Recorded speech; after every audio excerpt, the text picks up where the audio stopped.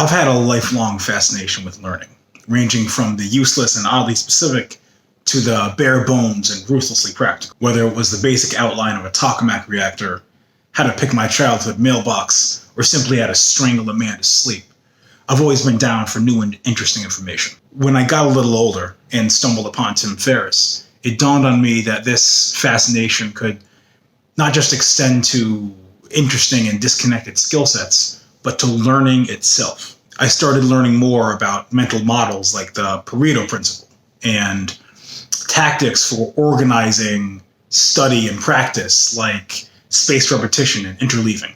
In bodies of knowledge that previously would have seemed impenetrable were now like a discrete series of Lego blocks than mysterious clouds of complexity.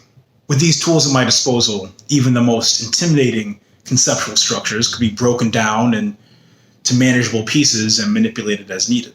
So while still impressive, any topic was approachable given the right tactics and enough time. With all this knowledge at my fingertips, I turned my attention to emerging technologies, gave Satoshi some ideas over lunch, and became a Bitcoin billionaire after getting in on the ground floor. Not quite. Despite this lifelong fascination with acquiring new information and the tools at my disposal to understand it, I've also had a lifelong insecurity about my ability to implement in ways that result in substantive and practical change. Remembering obscure facts that could dazzle at a cocktail party was now squarely within reach. Using it to produce a tangible effect in the world still remained outside of it. One would think this focus on and fascination with mental models, meta-learning principles, and radical deconstruction would result in confidence in my ability as a self-sufficient learner.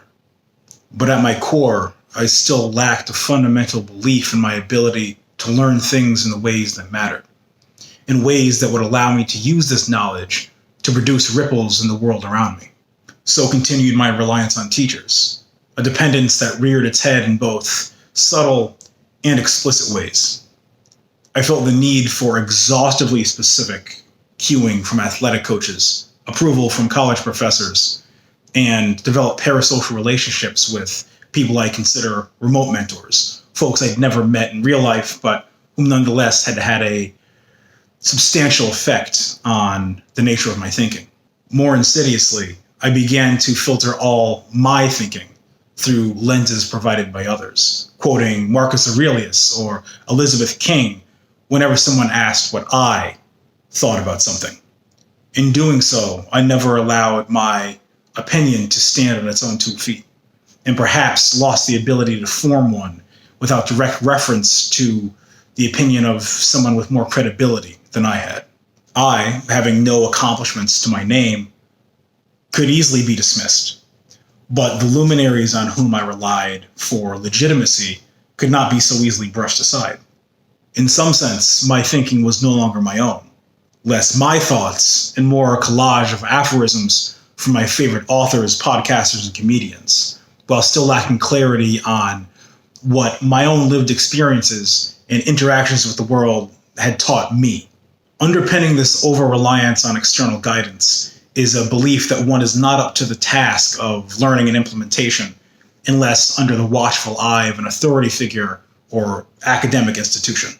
The nuance and tension here comes from the fact that we can't be expected to reinvent every field we draw from. And there's great power in being able to stand on the shoulders of giants. External guidance isn't bad. It can save us a tremendous amount of time and wasted effort if we know how to use it. But here's the thing. Teachers don't really exist in the way we often assume they do. They don't transmit knowledge and experience from their brain to yours. They're there to create the conditions under which learning is possible. A good teacher creates a set and setting that allow learning to occur, a contextual frame that shapes the experiences of the learner.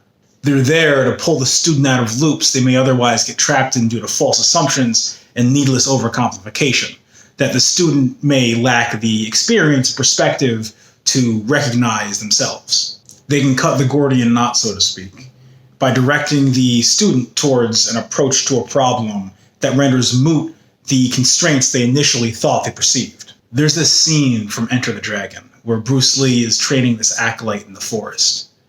He tells him, it's like a finger pointing away to the moon. Don't concentrate on the finger, or you'll miss all that heavenly glory. We misunderstand the role of instruction. Concentrating on the finger, the thing directing our attention, and in doing so, miss the object our attention is being directed towards. Zen Buddhism is full of anecdotes of masters having some mundane interaction with their student, which suddenly causes the student to have some profound moment of insight in which they suddenly achieve enlightenment. It's as if these teachers are able to gauge the precise psychological state of the student and know exactly what noise, experience, or combination of words will cause this reaction within the acolyte at that exact moment. The teacher can provide cues, offer guidance along the path, and a perspective the learner has not yet attained. But it is up to the learner to chop the wood, carry the water, do the reading, assignments, and experimentation that make moments of insight possible. The Tao Te Ching says, the Tao that can be told is not the eternal Tao. The name that can be named is not the eternal name. The important things, the interesting things, can't be instructed in the traditional sense, but they can be learned. In this way, teachers often cannot teach us, but they can offer guidance if we understand how to receive it.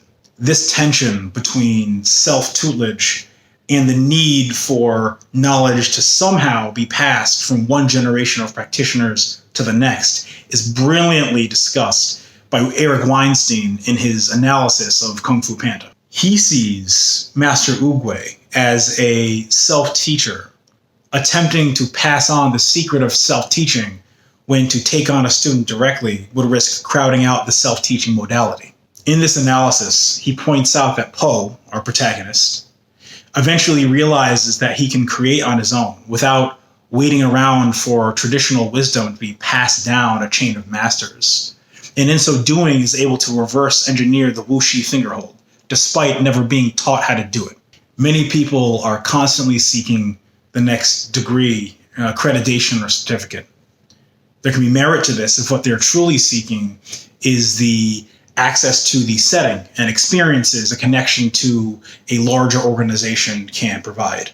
But the reflex to seek an institutional rubber stamp can be a way of absolving oneself of responsibility for their own tutelage. After all, if I am part of something larger than myself, and I fail to create the impact that I'm after, then it's on the institution, not on me. In this way, we can inadvertently undermine our own self-concept. The very strategy used to avoid the discomfort associated with owning a negative outcome is a double-edged sword that also cuts down our own feelings of personal agency. If one's idea of education has been completely informed by a model of schooling that places them in the role of subservient recipient of wisdom, and the teacher as this wise, all-knowing druid, then taking responsibility for their own education can feel overwhelming. But this model is not one that empowers the individual to take the reins of their own education, nor is it one that results in best outcomes. Teachers don't really exist. And along with this epiphany comes the realization that we can create on our own without having to wait around for someone to give us permission, wisdom, or spoon feed us the answers. In a couple of upcoming videos, we'll discuss some ideas for approaching our journey of self-learning and some methods for best leveraging coaching in a way that's effective and not codependent. Thanks for watching.